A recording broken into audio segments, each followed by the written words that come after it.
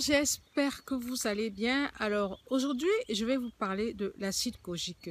Il y a plusieurs d'entre vous qui m'ont fait une demande dans mes inbox, sur ma page Facebook, Instagram, la Therma. Est-ce que tu peux nous parler de l'acide kojique? Alors j'ai décidé de vous parler de l'acide kojique. Avant de commencer, je veux me présenter. Qui suis-je? Je suis la Therma. C'est mon petit nom, pharmacienne de profession et passionnée de beauté et de cosmétiques. J'ai une page Facebook, à vos visages, à vos corps, Instagram, à vos visages, à vos corps, YouTube bien sûr, un blog aussi, à vos visages, à vos corps, et Snapchat. Alors, nous allons parler d'acide kojique, nous allons parler de ce produit qui est issu d'un champignon. Qu'est-ce que c'est que l'acide kojique?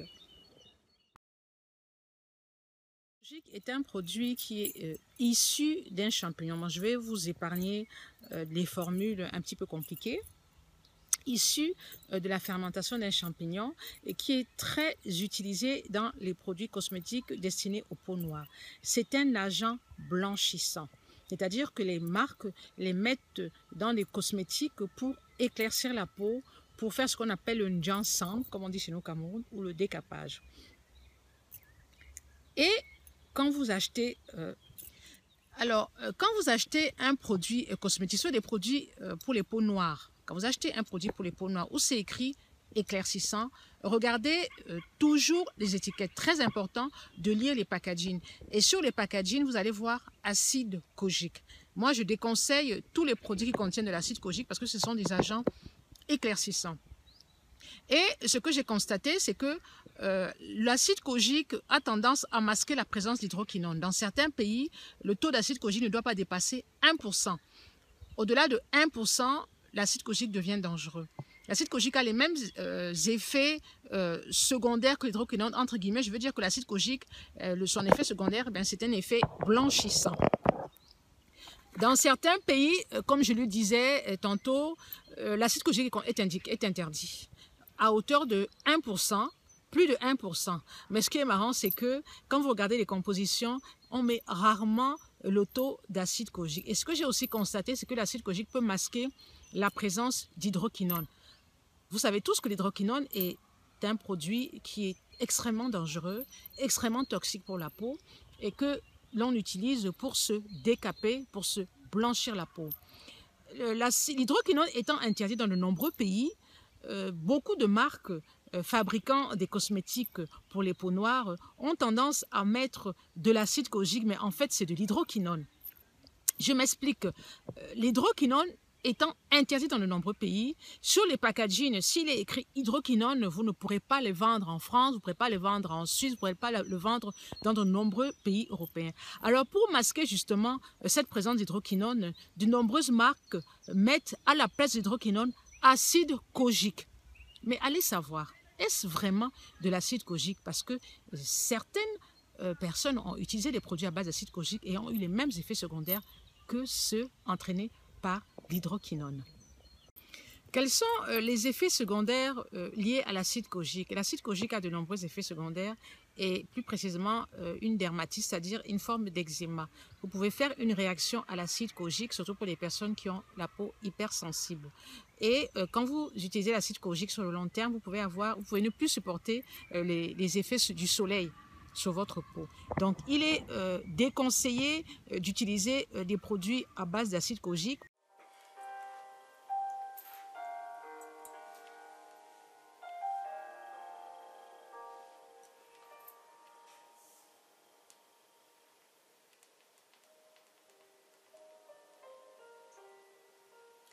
Alors, je disais que l'acide kojique, pour les personnes qui ont une peau très sensible, elles ne doivent pas utiliser ce genre de produit parce qu'au soleil, et c'est la catastrophe, au soleil, la peau peut brûler et les effets secondaires peuvent être terribles. Je vous mets tout au-dessus certaines marques qui contiennent de l'acide kojique comme la marque HT26, la marque Belle Dame lait éclaircissant contient de l'acide kojique. De nombreux pays commencent à interdire l'acide kojique et plus précisément la Suisse. La Suisse interdit l'acide kojique pour un taux supérieur à 1%. Au-delà de 1%, on estime que l'acide kojique, c'est dangereux pour la peau. Et en France, c'est toléré. Mais comme je disais, il faut se méfier, il faut toujours lire les packaging parce que l'acide kojique masque la présence d'hydroquinone.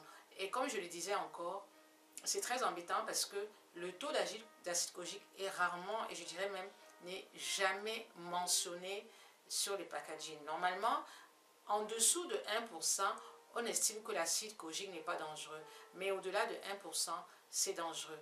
Or, on ne sait jamais quel est le pourcentage d'acide kojique qui est présent dans toutes ces substances, dans tous ces cosmétiques pour peau noire. Tout ce que je vous demanderai, c'est de la vigilance, c'est-à-dire que évitez d'acheter des produits portant la mention éclaircissante, surtout des produits pour peau noire, car les produits pour peau noire sont dans la majorité des cas éclaircissants, décapants. Et c'est dommage de vouloir nous abîmer, de vouloir s'abîmer la peau ainsi. Préférez des produits cosmétiques portant la mention hydratante. Au moins vous êtes sûr que vous n'aurez pas de soucis de décapage, comme on dit, vous n'aurez pas de soucis de dépigmentation. Hydratez votre peau au quotidien, lavez votre peau tous les jours. Voilà le secret d'une belle peau. Mais une peau dépigmentée est très difficile à entretenir par rapport à une peau, comme je dirais, naturelle, qu'elle soit claire ou qu'elle soit noire. Une peau naturelle est beaucoup plus simple à entretenir. Cette vidéo est terminée. Merci de m'avoir suivi et j'espère que vous en savez un peu plus sur l'acide kojique et surtout, soyez vigilante. Soyez vigilante, soyez prudente. Si on vous propose des produits éclaircissants, regardez déjà la personne qui vous conseille. Une personne, en principe, quand elle se dépigmente la peau, elle va toujours vous conseiller des produits éclaircissants. Une personne qui ne se dépigmente pas la peau, qui ne se décape pas, qui ne s'éclaircit pas la peau, va rarement vous proposer des produits éclaircissants. Donc déjà, regarde en face de toi la personne qui te conseille, qui te propose des produits, et si elle a déjà la peau très décapée, très éclaircie, alors méfiance. Et aussi, lis les packaging. Prends la peine de lire les packaging, c'est très important. Merci de m'avoir suivi jusqu'au bout. J'espère que cette vidéo conseil vous a plu. J'ai décidé de faire énormément de vidéos conseils.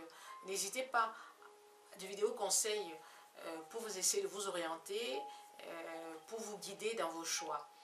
N'hésitez pas à me laisser des commentaires sur cette vidéo et surtout n'hésitez pas à me faire des propositions. De quoi voulez-vous que je parle? Je sais que l'acide kojique a été une demande de votre part et il y a d'autres demandes qui viendront. Donc n'hésitez pas à me laisser en commentaire vos besoins, vos souhaits. Et puis voilà, si vous voulez que je parle de tel ou tel sujet, n'hésitez pas. Je suis la Therma pour vous servir. Je vous fais plein de bisous et merci de continuer à me suivre et merci pour vos commentaires qui sont si sympathiques. Bisous. Ciao.